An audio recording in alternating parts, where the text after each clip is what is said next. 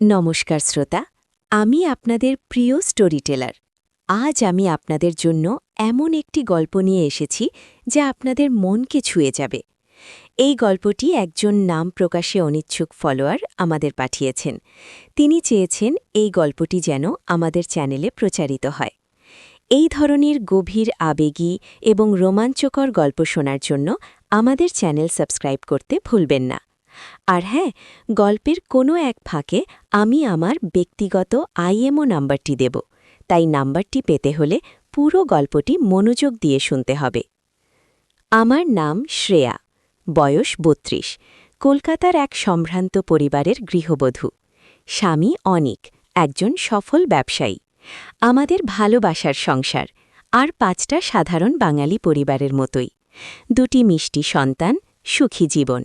কিন্তু জীবনের পথে কখন যে কোথায় এক অপ্রত্যাশিত মোড় আসে তা কেউ জানে না। আমার গল্পটা শুরু হয়েছিল আমার নিজের বিয়েতেই, ঠিক ৪ বছর আগে। আমার বিয়ের দিনের কথা। চারপাশের সব রং যেন আরও উজ্জ্বল হয়ে উঠেছিল। চারিদিকে উৎসবের আমেজ, নতুন শাড়ি, গয়না, বন্ধুবান্ধব, আত্মীয়স্বজন, সব মিলিয়ে এক অন্যরকম অনুভূতি। আর সেই মুহূর্তগুলোকে ক্যামেরাবন্দি করতে এসেছিলেন একজন ফটোগ্রাফার। তিনি ছিলেন আমার শ্বশুর মশাইয়ের পুরনো বন্ধু, অনিকের বাবার ঘনিষ্ঠ। নাম বিভাস, বয়স ৪৫-এর কাছাকাছি। লম্বা, সুদর্শন, তার চোখে মুখে এক অদ্ভুত গভীরতা। কথা খুব কম বলতেন, কিন্তু তার দৃষ্টিতে যেন অনেক না বলা কথা লুকিয়ে থাকত। বিয়ের পুরো সময়টা তিনি তার টিমের সাথে ব্যস্ত ছিলেন। নতুন জামাই বউয়ের ছবি, পরিবারের সবার ছবি, অনুষ্ঠানের নানা মুহূর্ত, সব নিখুঁতভাবে তুলে নিচ্ছিলেন তিনি। তার পেশাদারিত্বের কোনো তুলনা ছিল না। অনিকও তার বাবার এই পুরনো বন্ধুর কাজে খুব খুশি ছিল। বিয়ের পর বেশ কিছুদিন কেটে গেল। সংসার, সন্তান, অনিকের অফিস, এসব নিয়েই আমার জীবন ব্যস্ত। তার মাঝে বিয়ের ছবির ফাইনাল প্রিন্ট আর অ্যালবাম তৈরি হচ্ছিল। একদিন অনিক জানালো, বিভাসবাবু ছবির কিছু কাজ নিয়ে আমাদের সাথে একবার দেখা করতে চান। অনিক তখন অফিসের কাজে বাইরে ছিল, আমি একা ছিলাম বাড়িতে। কিন্তু বিভাসবাবু আসার কথা শুনে আমার একটু অস্বস্তি হচ্ছিল। কেন জানি না, বিভাসবাবুর দিকে তাকালে আমার কেমন যেন লাগত। তার চোখে মুখে এক ধরনের সম্মোহনী ক্ষমতা ছিল, যা আমাকে আকর্ষণ করত, আবার একই সাথে ভয়ও পাইয়ে দিত। সেদিন সন্ধ্যায় বিভাসবাবু এলেন, সঙ্গে তার ছোট একটি ব্যাগ। অনিকের বাবার সাথে তার পুরনো দিনের গল্প শুরু করলেন। আমি পাশে বসে শুনছিলাম। মাঝে মাঝে বিভাসবাবুর দিকে তাকাচ্ছিলাম। তার চাহনিটা অন্যরকম, যেন কিছু খুঁজছেন তিনি আমার মধ্যে। আমি অন্যদিকে মুখ ফিরিয়ে নিলাম। হঠাৎ তিনি বললেন, শ্রেয়া, তোমার বিয়ের কিছু ছবি প্রিন্ট করার সময় একটা ছোট টেকনিক্যাল প্রবলেম হয়েছে। কিছু ছবি হয়তো কোয়ালিটিতে একটু খারাপ এসেছে। ওই ছবিগুলো ডিলিট করতে হবে। তোমাকে একটু একান্তে কথা বলতে হবে ওই বিষয়ে। আমার বুকের ভেতরটা ধুক করে উঠল। একান্তে? অনিকের বাবা তখনও সেখানে ছিলেন। আমি অবাক হয়ে তার দিকে তাকালাম। তিনি অনিকের বাবার দিকে তাকিয়ে হাসলেন। আপনি একটু বসুন সুরেন্দা, আমার একটু শ্রেয়ার সাথে ব্যক্তিগত কথা আছে। অনিকের বাবা কিছু না বলে আমার দিকে তাকালেন। আমার চোখে মুখে তখনও দ্বিধা। কিন্তু বিভাসবাবু আমাকে ইশারায় তার ছোট্ট স্টুডিওর দিকে ডাকলেন, যেটা আমাদের বাড়ির লাগোয়া একটা ছোট ঘরে ছিল। আমার পা যেন আর চলছিল না। ভয়ের সাথে এক অদ্ভুত টান অনুভব করছিলাম। এই টান কিসের? নিষিদ্ধের টান? অজানা আকর্ষণের টান? আমি আলতো পায়ে তার পিছু নিলাম। স্টুডিওতে ঢুকতেই দরজার বাইরে থেকে অনিকের বাবার কণ্ঠস্বর ভেসে এলো। আজকের দিনটা খুব ভালো গেল সুরেন্দা। আমার ছেলে বৌমা দুজনেরই খুব আনন্দ। তোমাকে অনেক ধন্যবাদ। দরজা বন্ধ হতেই পরিবেশটা অন্যরকম হয়ে গেল।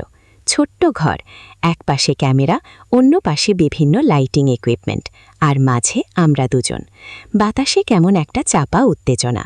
বিভাসবাবু আমার দিকে ফিরলেন, তার চোখে সেই একই গভীর চাহনি। বসুন শ্রেয়া। আমি একটা চেয়ার টেনে বসলাম।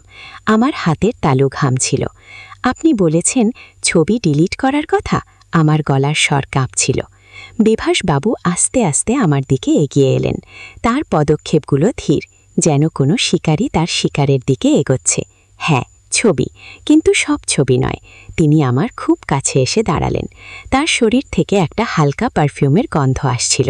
সেই গন্ধটাও যেন আমাকে আচ্ছন্ন করছিল। কিছু ছবি অন্য কারণে ডিলিট করতে হবে।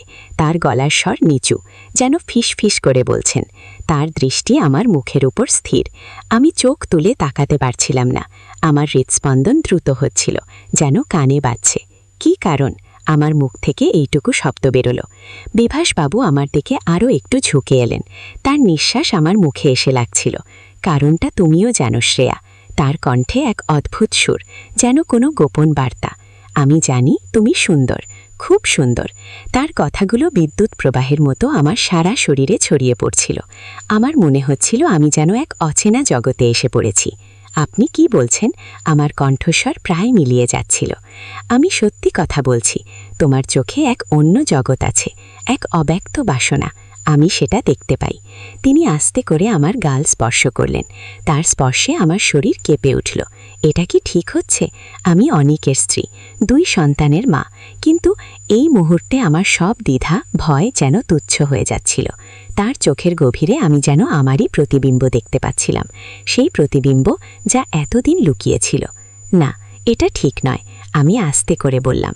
কিন্তু আমার মন বলছিল অন্য কথা। আমার শরীর যেন তার চুম্বকের মতো টানছে। ঠিক বেঠিকের বিচার করার সময় এটা নয় শ্রেয়া। তিনি আমার চিবুক ধরে আমার মুখটা তুলে ধরলেন। তার চোখ আমার চোখের দিকে, সেই গভীর সম্মোহনী দৃষ্টি। আজ এই মুহূর্তটা শুধু আমাদের। তিনি আস্তে আস্তে আমার ঠোঁটের দিকে ঝুঁকিয়ে এলেন। আমার সব প্রতিরোধ যেন ভেঙে গুড়িয়ে যাচ্ছিল। তার ঠোঁট আমার ঠোঁট স্পর্শ করল। একটা উষ্ণ গভীর চুম্বন। আমার মনে হচ্ছিল আমি যেন ভেসে যাচ্ছি। আবেগ, উত্তেজনা, নিষিদ্ধতার আনন্দ, সব মিলে এক অন্যরকম অনুভূতি। সেই মুহূর্তে বাইরে থেকে অনিকের ডাক ভেসে এলো।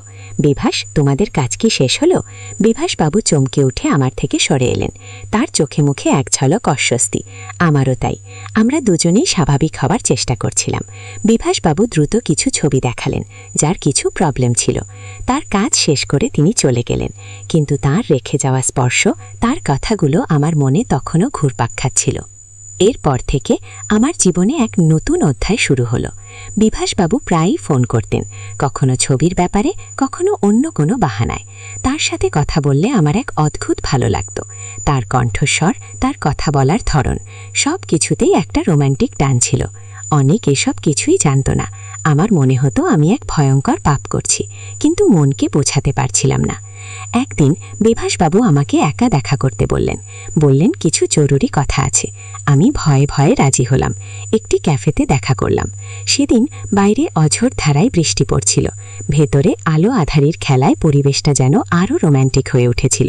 বিভাসবাবু আমার দিকে হাসলেন। তুমি কি জানো শ্রেয়া, আমি কেন তোমাকে সেদিন ডেকেছিলাম? আমি মাথা নাড়লাম।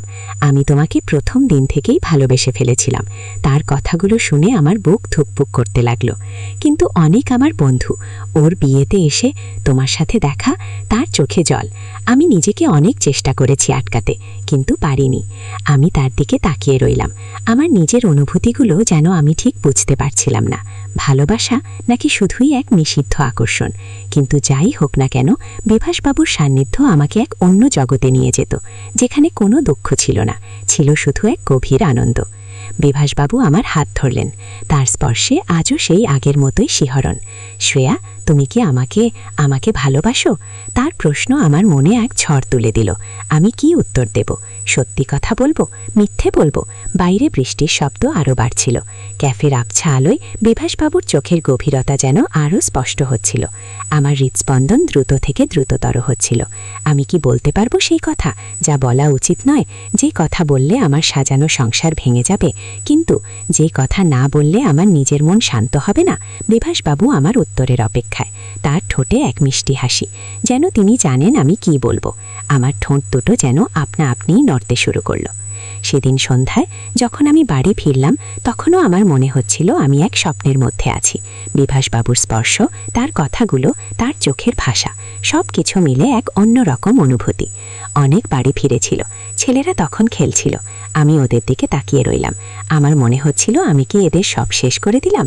কিন্তু আমার ভেতরের টানটা আরও প্রবল হচ্ছিল বিভাসবাবুর দিকে, তার জন্য। পরের দিন বিভাসবাবুর কাছ থেকে একটি মেসেজ এলো, আজ সন্ধ্যায় তোমার সাথে দেখা করতে চাই, একটু জরুরি। আমি আবার সেই ক্যাফেতেই গেলাম। সেদিন অনেক অফিসের কাজে বাইরে যাচ্ছিল, রাতে ফিরবে। আমার মনে হলো আজকের দিনটা শুধু আমার, বিভাসবাবুর। ক্যাফেতে পৌঁছে দেখি বিভাসবাবু একা নন, তার সাথে আরও একজন লোক, অচেনা।